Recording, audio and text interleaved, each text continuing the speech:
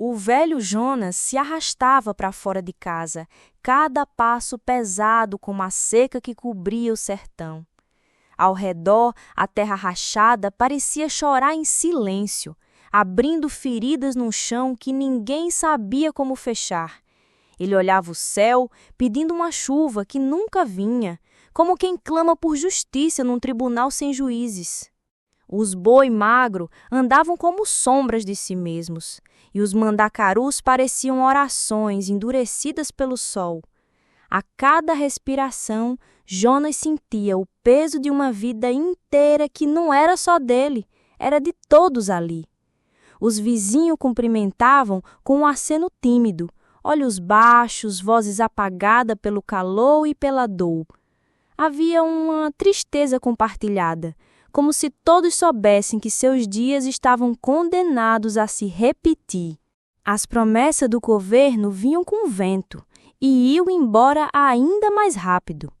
No rádio velho que levava pendurado na cintura, ouvia as mesmas palavras vazias de sempre. Temos fé em dias melhores, diziam, enquanto o povo rezava para que ao menos tivessem água. Na feira da vila, tudo era escasso, o milho, o feijão, o sorriso. O dono da barraca cobrava caro, pois também tinha filho para alimentar e esperança para sustentar. Jonas contava as moedas com dedos trêmulos, comprando o mínimo para não deixar a neta sem janta. A menina, Clara, era a única flor naquele deserto de corações ressecados. Ele via nela uma centelha de futuro, embora o presente insistisse em apagar qualquer chama. Na volta para casa, vi um caminhão de políticos estacionado no centro. Homens de terno desceram distribuindo panfletos e promessas com o mesmo sorriso artificial. Vamos transformar o sertão, diziam, com uma certeza que não conhecia puer nem fome. Jonas o viu calado, os olhos firmes, como quem já viu o circo chegar e partir muitas vezes. Sabia que depois do palanque, a única coisa que ficava era a sombra do todo no chão seco. À noite, Clara perguntava se Deus morava ali perto. Se ele morasse, minha filha, já teria mandado chuva? Ele respondeu, num sussurro dolorido. Ela se calou, mas seus olhos continuaram mirando o céu, como se buscasse entre as estrelas alguma resposta. Jonas dormia com um travesseiro de silêncio e cobertor de pensamento. No escuro, a música do rádio ecoava. Vocês que fazem parte dessa massa. O dia seguinte chegou sem avisar, como sempre fazia, sem promessas, sem milagres. Jonas colocou as botas surradas, pegou o facão e partiu com Clara pela trilha da Mata Rala. Eles iam visitar o sítio abandonado dos avós, onde um dia a fartura morou, ou assim diziam. O caminho era longo, marcado por pegadas que pareciam ter sido feitas por gerações de andantes. Ali, cada curva da estrada contava um pedaço da história que o tempo tentava enterrar. Clara andava com passos leves, equilibrando-se nas pedras como se fugisse da dureza ao redor.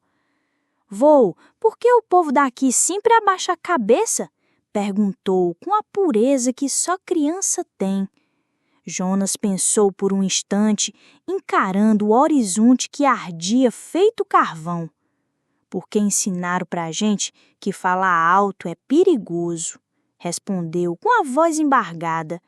Mas no fundo ele sabia que não era só isso. Era medo, era costume, era cansaço. Chegaram ao velho sítio tomado pelo mato e pelo silêncio. As paredes da casa estavam rachadas, mas resistiam, como quem se recusa a desaparecer. Clara correu entre os escombros, imaginando histórias que nunca viveu. Jonas acariciou a madeira da porta como se tocasse um velho amigo doente. Lembrou-se da infância, do pai lavrando a terra, da mãe cantando enquanto preparava o almoço. Já teve fartura aqui, Clara. Pé de feijão dava até no telhado, disse ele com um meio sorriso. Ela não respondeu, apenas olhava uma flor miúda que insistia em nascer entre as pedras. Por que fomos embora, vô? Porque prometeram que na cidade ia até escola, hospital, trabalho. E teve? Clara perguntou. Jonas apenas olhou o chão.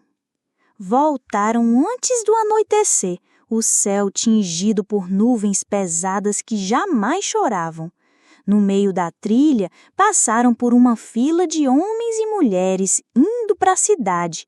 Carregavam ferramentas, sacolas e filhos no colo, sempre caminhando como rebanhos mansos. Jonas apertou a mão da neta e disse baixo, todo ano essa mesma marcha. Era como um desfile silencioso, onde ninguém aplaudia e ninguém sorria. Ao longe, uma caminhonete do governo passava distribuindo caixas de água e panfletos. Reforma agrária já vem! Gritava um alto-falante, ecoando promessas no sertão inteiro. Clara olhou para Jonas esperando alguma reação, mas ele seguia calado. O velho já sabia que esperança demais faz sede no peito, e a música do rádio continuava. Acorda, amor, que o sol nasceu e a gente ainda não mudou. O sol voltou a castigar logo cedo, queimando os olhos e a esperança de quem plantava. Jonas saiu com Clara para buscar água no poço comunitário, onde as filas se formavam cedo. Lá, os rostos eram os mesmos, cansados, quietos, com rugas que diziam mais do que as bocas. Cada balde puxado parecia carregar junto o desânimo de gerações inteiras. E Clara, mesmo criança, sentia o peso da espera que envelhecia até os meninos. Uma senhora contava que o filho tinha ido para a cidade e não voltara mais. Outro dizia que a prefeitura ia instalar energia, mas nunca chegava. Um jovem sorria tímido enquanto afinava seu violão improvisado com fios de arame. E assim, o povo resistia, entre promessas quebradas e pequenos sonhos costurados à mão. Jonas observava tudo em silêncio, como se guardasse as dores em potes invisíveis. De volta ao casebre, Clara pintava numa folha rasgada o que via: mandacarus, gente, fome e céu. Jonas sorriu ao ver o desenho. Você tem luz nos olhos, menina, disse ele. E ela respondeu, mas tudo aqui é bege, vô. Parece que até o colorido foi embora.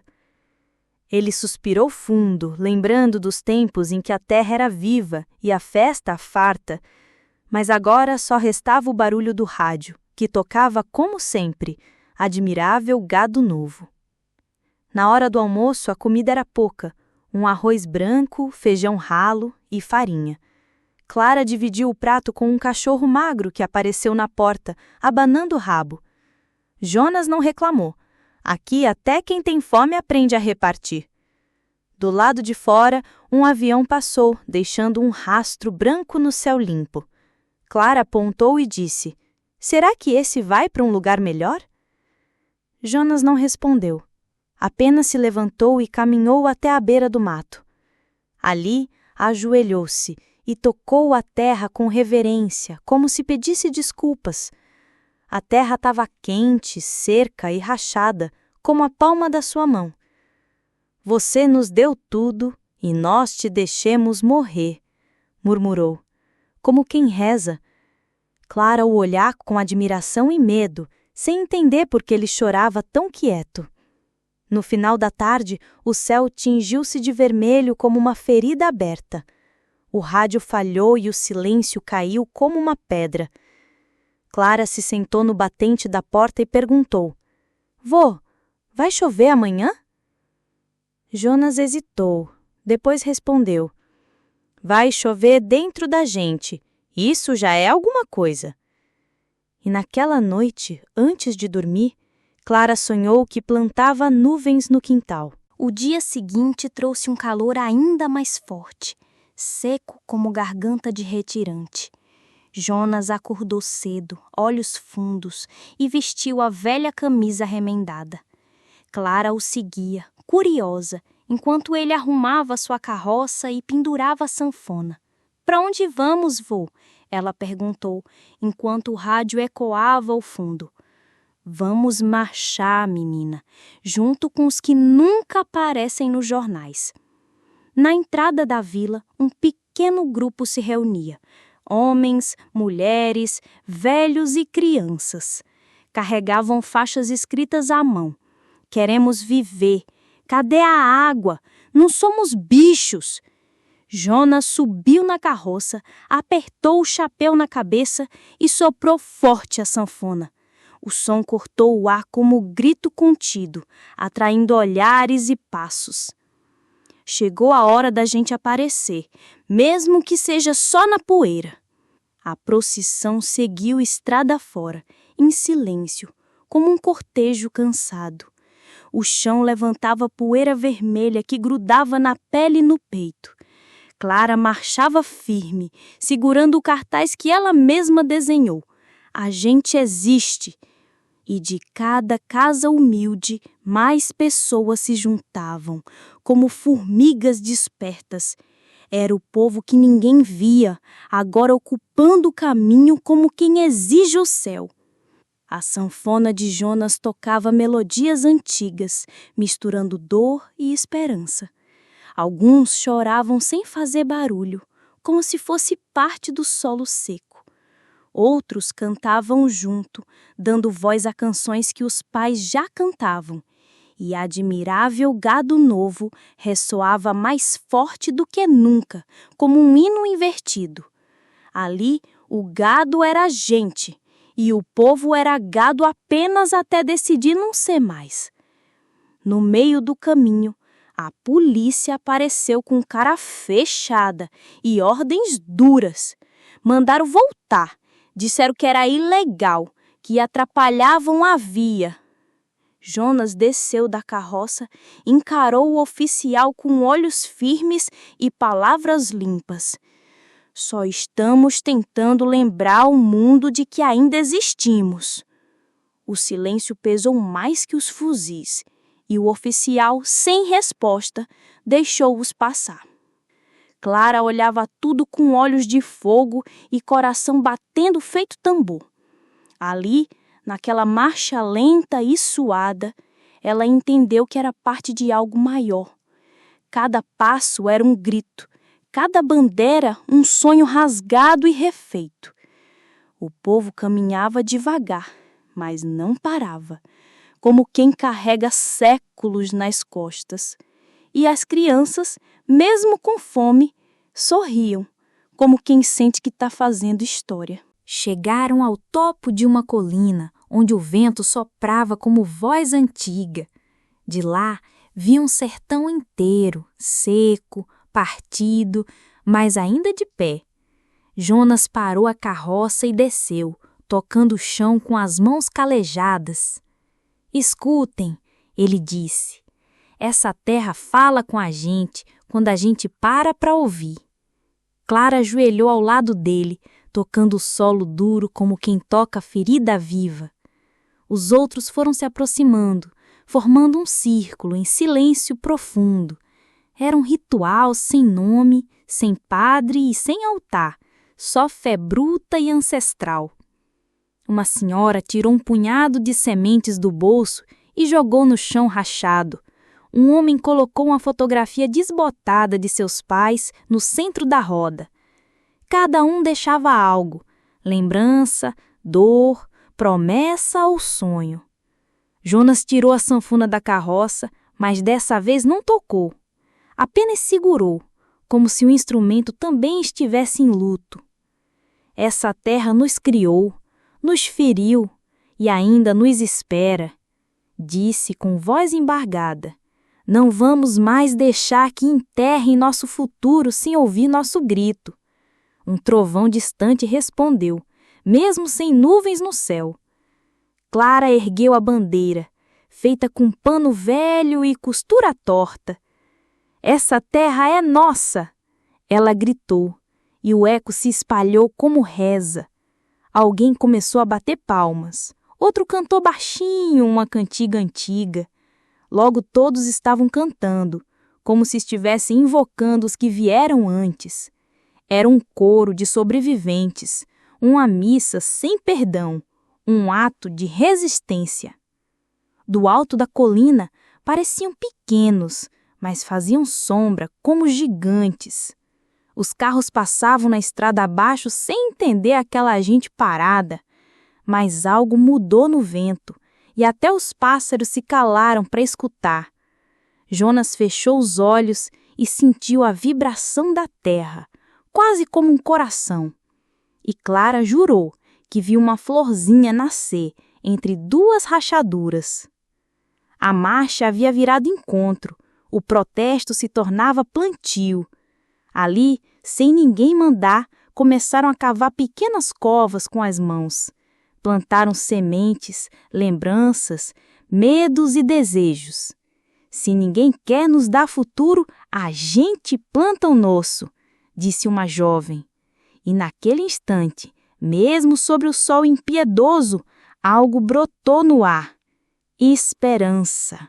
O som do silêncio foi rompido por uma sanfona que finalmente chorou. Jonas tocava devagar, como quem fala com os mortos e consola os vivos. O povo formou roda em torno dele como se fosse um velho pajé do sertão.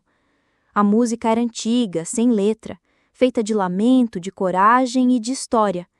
Cada nota parecia trazer à tona lembranças enterradas na poeira do tempo.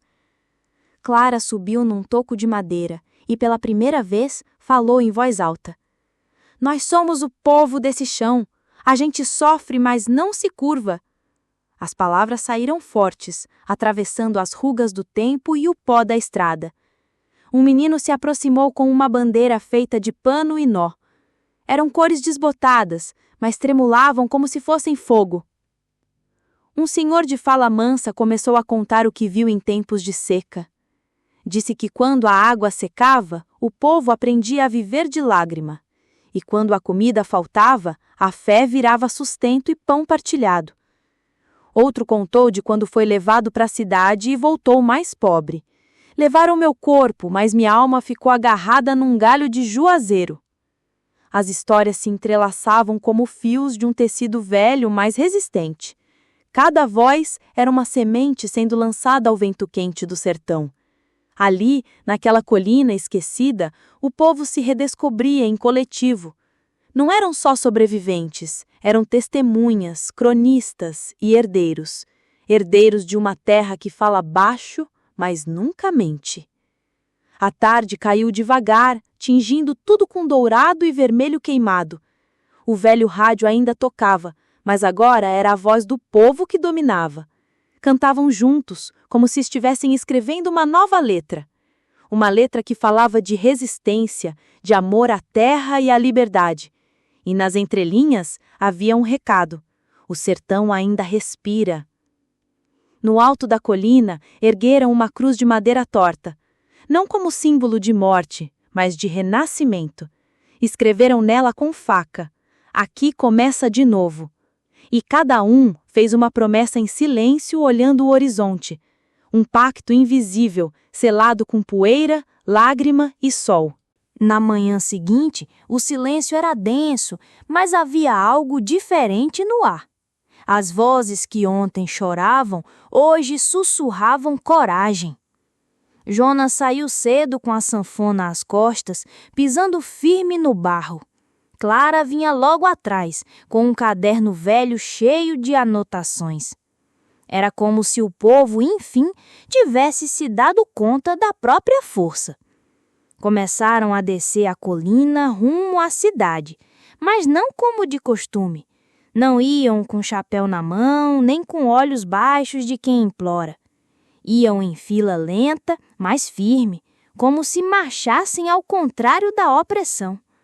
Velhos, crianças, lavadeiras, vaqueiros, todos tinham o mesmo passo. Não cantavam ainda, mas o silêncio deles já dizia muito. Na entrada da cidade, os carros pararam. Ninguém entendeu de início. As pessoas começaram a sair das casas espantadas com a procissão. Não havia bandeiras vermelhas nem palavras de ordem, Só olhares retos e pés descalços marcando o asfalto quente. O gado admirável, enfim, caminhava por conta própria. Na praça central, Jonas parou diante do palanque vazio da prefeitura. Subiu os degraus devagar, como quem enfrenta o passado. Clara abriu o caderno e começou a ler as histórias que ouviu na colina. Cada frase era um estalo de consciência ecoando entre os prédios. Não viemos pedir não, viemos lembrar quem somos. Os comerciantes fecharam as portas, os políticos fecharam a cara. Mas o povo abriu os olhos, abriu os ouvidos e abriu o peito. A cidade nunca ouvira tanta verdade em tão poucas palavras. Não havia gritos, mas a fala calma incomodava mais que qualquer buzina. Era como se o sertão invadisse o concreto com dignidade. Um grupo de jovens da cidade se aproximou, curioso. Nunca tinham visto aquele povo além das margens do asfalto. Se juntaram devagar, sem saber ao certo o motivo. A marcha continuou, agora com mais pés e mais vozes. O gado novo estava começando a deixar de ser gado. O prefeito, sentado em sua sala refrigerada, assistia à marcha pela janela. Segurava o telefone com força, pedindo reforço, mas ninguém atendia. A cidade parecia parada no tempo, como se aguardasse uma decisão. Os vereadores estavam calados, escondidos, temendo que poderia surgir. Não sabiam lidar com um povo que agora sabia o próprio valor. Alguns guardas tentaram bloquear o caminho, armado e tenso, mas ao verem as crianças de mão dada com os pais, abaixaram as armas. Não houve confronto, apenas um olhar que dizia: a gente também sente. A farda não pesa mais que a consciência, e naquele dia muitos acordaram. Os chamados homens de ferro mostraram que ainda tinham coração. Jonas subiu num tambor vazio e começou a tocar sanfona. Era uma melodia antiga, aprendida com seu avô em tempos de seca. Clara dançava, devagar, como se cada passo contasse uma história. Outros se juntaram. Era uma celebração silenciosa da resistência. A praça virou palco, a cidade virou público e o povo era o protagonista. Repórteres chegaram, câmeras ligadas, drones no céu, mas não havia espetáculo, apenas verdade crua e bonita. Um menino subiu num banco e leu uma carta escrita pela avó. Não somos massa, somos memória, somos muitos e somos um. As lágrimas que caíam agora eram de alívio, não mais de dor. Os homens engravatados começaram a sair dos esconderijos. Alguns tentaram discursar, mas ninguém os ouvia mais. A cidade tinha novos líderes, os que vieram do barro, não do cargo. O som da sanfona ecoava entre as ruas como canto de libertação. Ali não havia revolução armada, era revolução de alma. Um velho lavrador tirou o chapéu e ergueu ao céu. Meu pai morreu com a enxada na mão, sem saber que podia escolher. Essa frase correu como vento entre os presentes, acendendo pensamentos. Escolher, essa era a palavra esquecida entre as cercas do sistema. Agora o povo sabia, até o gado, quando acorda, sabe para onde quer ir. O sol despontou tímido, pintando o céu de esperança e promessas silenciosas. Jonas e Clara caminharam pela vila, agora diferente, como se tivesse acordado. As casas ainda eram modestas, o chão ainda rachado, mas algo estava no ar. Um sussurro coletivo dizia que o tempo de se curvar tinha terminado. O povo respirava mais forte, com o peito aberto para um novo amanhã. Na praça, crianças brincavam como nunca antes, correndo livres e felizes. As mulheres organizavam feiras com frutas, legumes e histórias para contar. Os homens discutiam projetos, não ordens, e plantavam no solo com mãos firmes. Até o velho rádio parecia tocar uma nova canção, feita de luta e vitória. A música que antes era lamentação, agora era hino, era festa, era vida. Raimundo, o forasteiro que chegou trazendo sementes de revolução, sorriu. Sabia que o povo tinha aprendido a plantar mais do que batatas e feijão. Plantaram coragem, plantaram união, plantaram voz em cada esquina.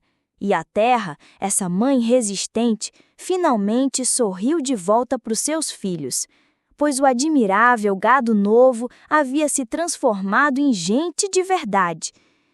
Clara segurava a mão do avô, agora cheia de histórias e de força. Ela sabia que aquela vitória era só o começo de uma longa jornada, mas também sabia que o sertão nunca mais seria o mesmo lugar. Era um lugar onde se pode ouvir a terra falar, sentir o vento cantar, e onde o sonho finalmente deixou de ser só sonho para virar história.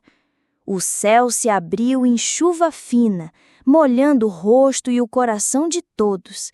A seca parecia recuar diante da festa que brotava na alma do povo. E mesmo quando as nuvens sumissem, a coragem continuaria ali, firme, porque ninguém pode mais calar o grito que nasceu daquele chão seco. Era o dia em que tudo mudou, o dia em que o sertão voltou a sorrir. O sol despontou tímido, pintando o céu de esperança e promessas silenciosas. Jonas e Clara caminharam pela vila, agora diferente, como se tivesse acordado. As casas ainda eram modestas, o chão ainda rachado, mas algo estava no ar. Um sussurro coletivo dizia que o tempo de se curvar tinha terminado. O povo respirava mais forte, com o peito aberto para um novo amanhã. Na praça, crianças brincavam como nunca antes, correndo livres e felizes. As mulheres organizavam feiras com frutas, legumes e histórias para contar. Os homens discutiam projetos, não ordens, e plantavam no solo com mãos firmes. Até o velho rádio parecia tocar uma nova canção, feita de luta e vitória. A música que antes era lamentação, agora era hino, era festa, era vida. Raimundo, o forasteiro que chegou trazendo sementes de revolução, sorriu. Sabia que o povo tinha aprendido a plantar mais do que batatas e feijão. Plantaram coragem, plantaram união, plantaram voz em cada esquina. E a terra, essa mãe resistente, finalmente sorriu de volta para os seus filhos, pois o admirável gado novo havia se transformado em gente de verdade. Clara segurava a mão do avô, agora cheia de histórias e de força. Ela sabia que aquela vitória era só o começo de uma longa jornada, mas também sabia que o sertão nunca mais seria o mesmo lugar. Era um lugar onde se pode ouvir a terra falar, sentir o vento cantar, e onde o sonho finalmente deixou de ser só sonho para virar história. O céu se abriu em chuva fina, molhando o rosto e o coração de todos. A seca parecia recuar diante da festa que brotava na alma do povo. E mesmo quando as nuvens sumissem, a coragem continuaria ali, firme, porque ninguém pode mais calar o grito que nasceu daquele chão seco. Era o dia em que tudo mudou, o dia em que o sertão voltou a sorrir.